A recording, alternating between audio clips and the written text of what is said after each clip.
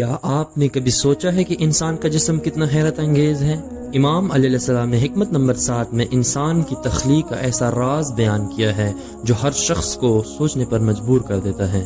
بسم اللہ الرحمن الرحیم۔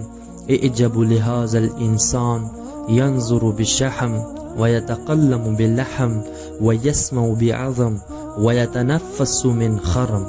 ترجمہ: اس انسان پر تعجب کرو، وہ چربی سے دیکھتا ہے، گوشت کے لوتڑے سے بولتا ہے، ہڈی کے ذریعے سنتا ہے اور ایک سوراخ سے سانس لیتا ہے۔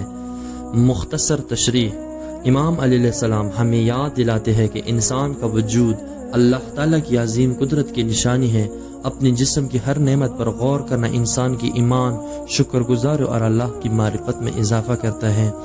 اگر آپ امام علیہ السلام کی ایسی حکمت آسان اردو میں سننا چاہتے ہیں تو راہ ہدایت آفیشیل کو فالو کریں اور اس پیغام کو دوسروں تک ضرور پہنچائیں۔ والسلام علیکم ورحمۃ اللہ وبرکاتہ۔